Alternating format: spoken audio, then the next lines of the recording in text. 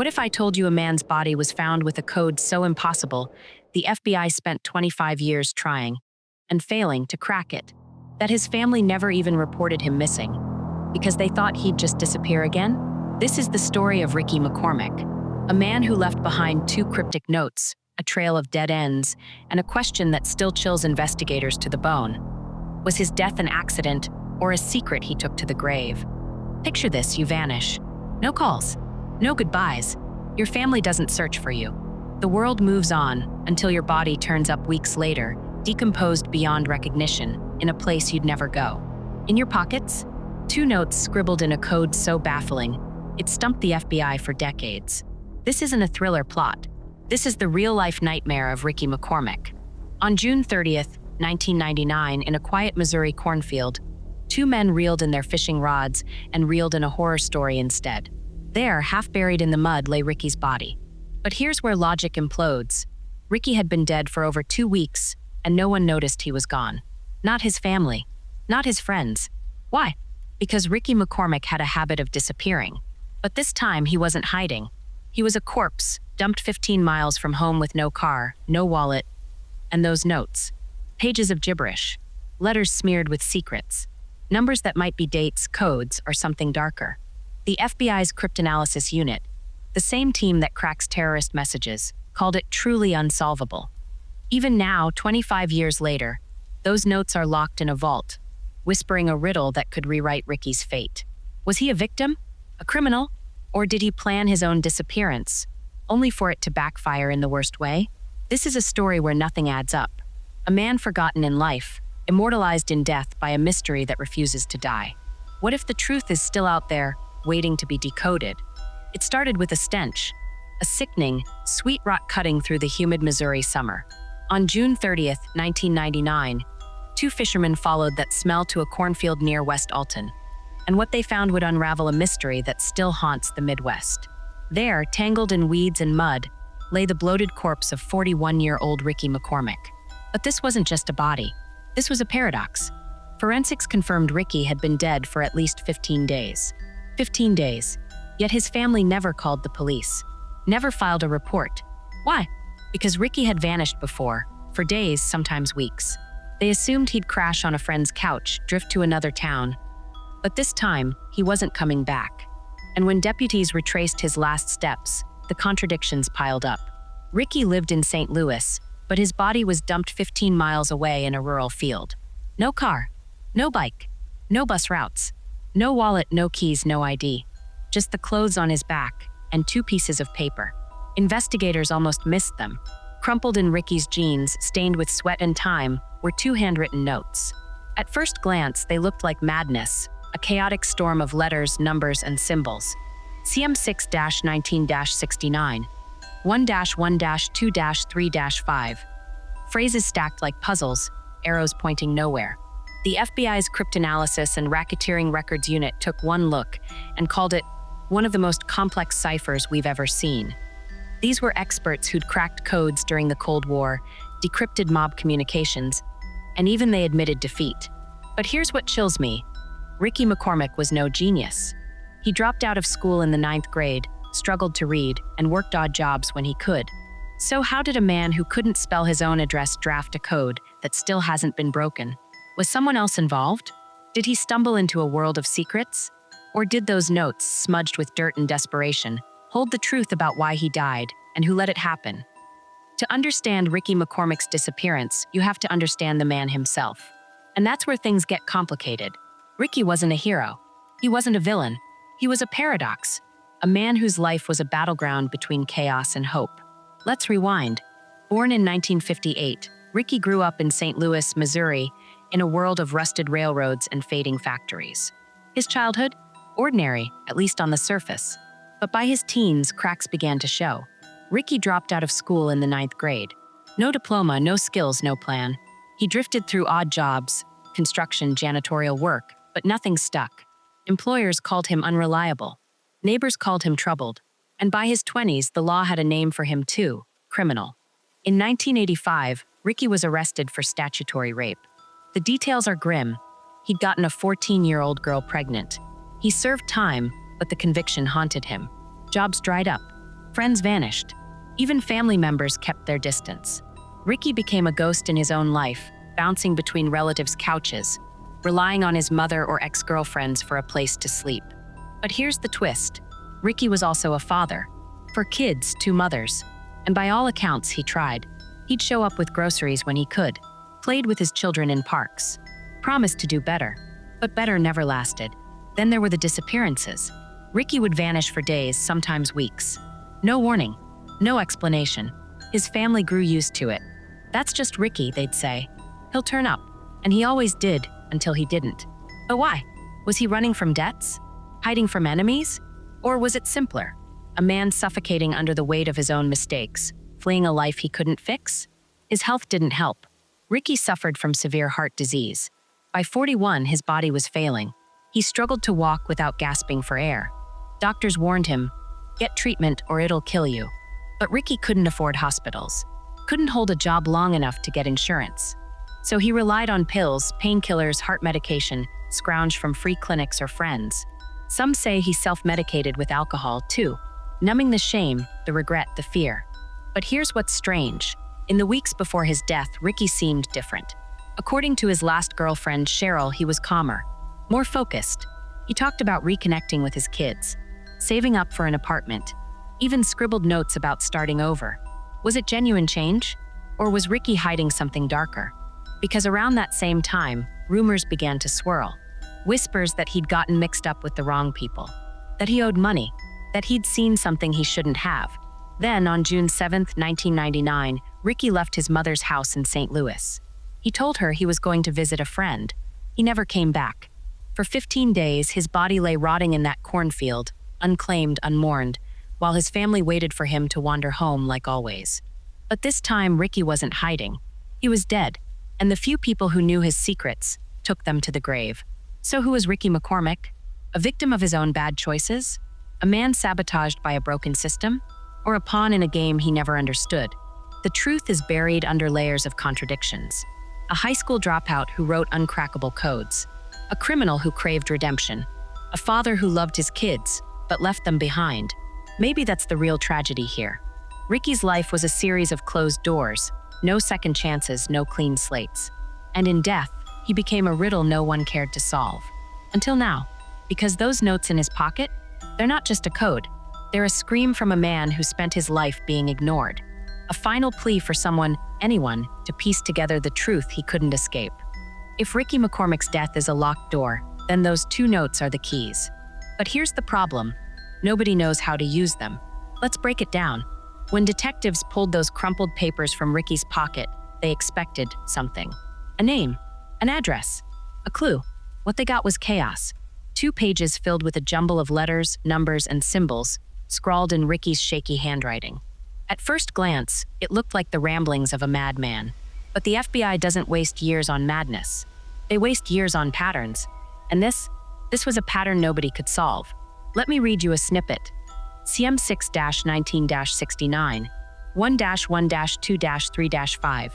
XQR, BOB. Arrows pointing to random words, numbers stacked like equations, letters grouped in 3s and 4s. To you and me, it's nonsense. To cryptographers, it's a nightmare. The FBI's top codebreakers spent over a decade analyzing every mark. Was it a diary? A gambling ledger? Coordinates? A confession? They tried everything. Take CM June 19, 69. At face value, it could be initials and dates. CM, maybe a person? June 19, 69. June 19, 1969. But Ricky would have been 11 years old then.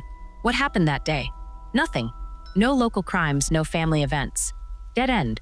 Then there's 1-1-2-3-5. Recognize that sequence? It's the start of the Fibonacci sequence, a mathematical pattern found in nature, art, even the stock market. But Ricky never finished 9th grade.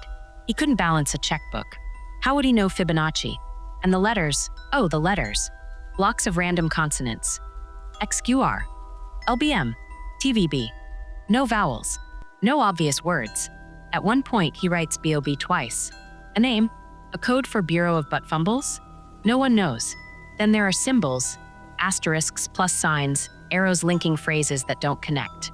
It's like Ricky was trying to draw a map to nowhere. But here's where it gets weird. The FBI confirmed the handwriting was Ricky's. No doubt. So how does a man who struggled to read a bus schedule create a code that stumps the CIA? Some say he copied it, maybe from a book, a TV show, a conversation he overheard. Others think he was taught. Taught by who? A criminal contact? A secret group? Or was it all a red herring? Scribbles from a sick, desperate man trying to make sense of his own crumbling life?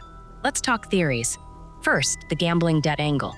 Ricky frequented dice games and backroom poker. Could this be a ledger of bets, debts, or wins? Maybe. But codebreakers found no consistency in the numbers. No dollar amounts, no repeating patterns. Plus, why encrypt a gambling log? Second, the secret affair idea. CM as a lover's initials?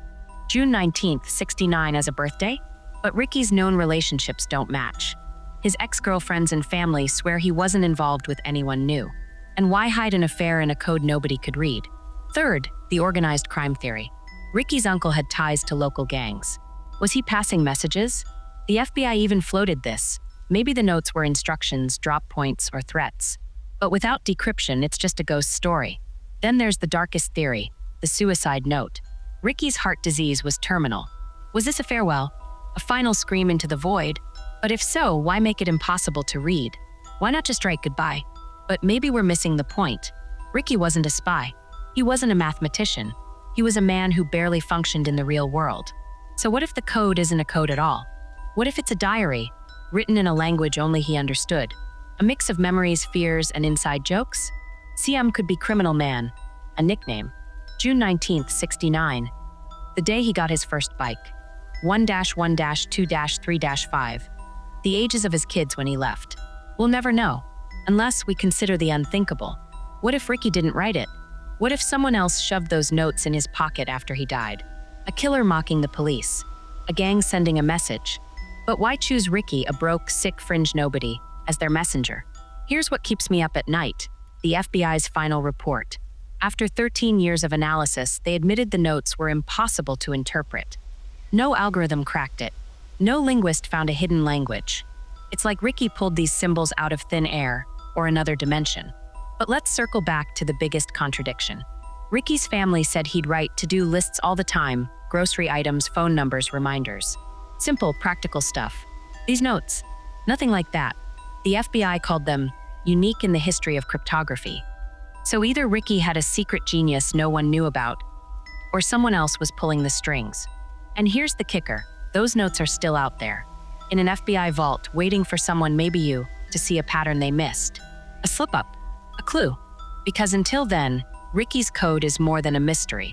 It's a ticking clock, a reminder that somewhere in those 30 lines of chaos is the truth about why he died. Was it a message for the world, or a message for himself? A confession? A warning? Or just the scribbles of a lost man trying to leave something behind? We may never know. But one thing's certain, those two pieces of paper hold the answer. And they're not talking. So what really happened to Ricky McCormick? Let's play detective. Let's sift through the theories, the rumors, the lies, and see what sticks. But fair warning, this isn't a puzzle with clean edges. This is a maze, and every path leads to a wall. First up, murder. Was Ricky killed? It's the obvious guess. A man with a criminal past, shady connections, and a body dumped in a field? Classic hit job. But here's the catch. There were no wounds on his body. No bruises. No gunshots. No signs of struggle. The coroner ruled undetermined for cause of death. Was it poison? Suffocation? Maybe. But without evidence, it's just a ghost story. Then there's the drug deal gone wrong angle. Ricky was no kingpin, but he dabbled. Friends said he sold pills here and there, painkillers mostly, to scrape by. Did he owe money? Cross the wrong person? Maybe. But Ricky's pockets were empty when he died. No drugs. No cash. Just those notes. If this was a deal, it wasn't for money. It was for something darker. Next, revenge. Ricky's statutory rape conviction made him enemies. The victim's family? They never forgave him. Did someone track him down? Make him pay? It's possible. But Ricky died in 1999, 14 years after the crime. Why wait so long? And why leave no trace? Revenge is messy. Personal. This felt cold. Calculated. Now flip the script. Accident. Ricky's heart was a time bomb. Doctors said he could have dropped dead any moment. Did he wander off, confused, in pain, and collapse in that field? Maybe. But 15 miles from home, Ricky couldn't afford a car. Buses didn't run there. And his body showed no signs of a heart attack, just decomposition. So how'd he get there? Did someone dump him? Or did he walk? Here's where it gets wild. The FBI's files hint at organized crime. Ricky's uncle had ties to a local gang. Was Ricky a runner? A fall guy? A loose end? In 1999, St. Louis was a hub for drug trafficking, arms deals, and worse. Maybe Ricky saw something, knew something. But if so, why leave those notes? Gangs don't do ciphers. They do bullets. And then there's the family secret. Ricky's own relatives stayed eerily quiet. His mother gave vague statements. His ex-girlfriends clammed up. Even his kids, years later, refused interviews. What were they hiding? Fear? Guilt? Or did they know Ricky's fate was inevitable? A product of the chaos he created? Let's talk evidence. Or the lack of it. No DNA. No fingerprints. No witnesses. Just a dead man, 2 notes, and a 15-mile gap between his life and his death. Even the cornfield told no secrets. No tire tracks. No footprints. Just mud and rot. But here's the twist. Ricky's case isn't unique. In 2011, the FBI publicly begged for help cracking his notes, linking them to other unsolved ciphers. Was Ricky part of a bigger web? A pawn in a game nobody's mapped? Or was this all just a coincidence? A perfect storm of bad luck and bad choices? Let's circle back. Could Ricky have staged his own death? Faked it to escape debts, enemies, or his own guilt? It's a stretch. He had no money, no skills, no plan. And why leave behind a code only he could solve? Unless he didn't. Unless those notes were a message for someone specific. A partner, a protector, a victim. But here's what chills me. Ricky's last movements. On June 7th, he left his mom's house. Said he was visiting a friend. That friend doesn't exist. No one came forward. No phone records. No alibis. Just 15 days of silence until he turned up dead. So where does that leave us? With more questions than answers. With theories that collapse under their own weight. With a family that won't talk and notes that won't talk back. Maybe the truth died with Ricky. Or maybe it's hiding in plain sight, buried in those 30 lines of code. But until then, Ricky McCormick's case remains frozen. A snapshot of a man who slipped through the cracks twice. Once in life, once in death. And the only thing colder than the Missouri winter is the silence that followed. Let me ask you something. How does a man disappear twice? Once when he's alive, again when he's dead. Ricky McCormick's story isn't just unsolved, it's been erased. Scrubbed from memory. A mystery rotting in the shadows. Today, Ricky's case is a ghost. No documentaries. No viral headlines. Just a dusty FBI file labeled unsolved, and 2 notes locked in a vault, yellowing with time. His family? They've moved on. Changed their names, some say. Moved towns. When reporters knock, doors slam. Phone calls go to voicemail. Silence isn't just a choice here, it's a weapon. But why? What are they so afraid of? And those notes? God, those notes. Decades later, they're still the Everest of ciphers. Hobbyists, mathematicians, even hackers have tried. They've run algorithms, AI, every decoding trick in the book. Nothing. Nada. It's like Ricky wrote them in a language that died with him. Or worse, a language that never existed at all. But here's what chills me. In 2024, we live in a world of satellites, facial recognition, and DNA databases. You can't breathe without leaving a digital fingerprint. So how did Ricky McCormick, a broke, sick high school dropout, pull off the ultimate vanishing act? Was it luck? Or was it design? Let's break it down. If Ricky was murdered, where's the killer? No DNA. No murder weapon. No witnesses. If it was an accident, where's the logic? A man with severe heart disease doesn't hike 15 miles into a cornfield to die. If it was suicide, where's the note? Real notes, not cryptic riddles. And if it was orchestrated, if Ricky planned this, then why? To escape debts? To protect his kids? Or to punish the world for forgetting him? There's another angle, one that keeps FBI agents up at 3 a.m. What if Ricky was a pawn, a nobody used as a message? Think about it. Leave a body in a field with a code nobody can crack. Let the cops waste years chasing ghosts. It's not just a crime, it's a performance, a middle finger to the system. But here's the problem. Ricky wasn't important enough for that. He wasn't a whistleblower. He wasn't a threat. He was a footnote. So why him? Why those notes? Why the silence? Maybe the answer's simpler. Maybe Ricky's case isn't about solving a crime. It's about the void where answers should be. The void that reminds us how fragile truth is, How easily a life can dissolve into questions. Think about his kids. For children, now adults, who've never spoken publicly. Do they believe he was murdered? Do they blame him for leaving? Or do they think he's still out there somewhere, laughing at the chaos he created? We'll never know. Their silence is a wall. And what about the notes? Let's say, hypothetically, someone cracks them tomorrow. What if they're just nothing? Grocery lists, song lyrics, nonsense from a dying mind. Would that be better or worse? To learn that this decades-old enigma was just a sad man's scribbles? Or what if they're a confession, a map to a body, a name, a secret that could ruin lives? Maybe that's why the FBI won't let them go, why they're still analyzing them 25 years later. Maybe the truth is worse than the mystery. But here's the truth I can't escape. Ricky McCormick is everywhere. In every unsolved case, in every missing person poster, in every family that stops searching. He's proof that sometimes the world doesn't want answers. It wants to forget. So where do we go from here? Do we let Ricky fade like his family did? Or do we keep digging, keep obsessing, keep screaming into the void for answers that'll never come? I'll leave you with this. In 2011, the FBI made a public plea. They begged amateur sleuths to take another crack at Ricky's notes. Thousands tried, thousands failed, but buried in that press release was a line that still echoes. We believe someone somewhere knows the key. Maybe that someone is you. Maybe it's me. Or maybe the key died in a Missouri cornfield in 1999, swallowed by the same earth that took Ricky McCormick. All we know for sure is this: his vanishing act worked. And the scariest part? He's still gone. Before you go, let me leave you with this. What if I told you Ricky McCormick's final words are still out there?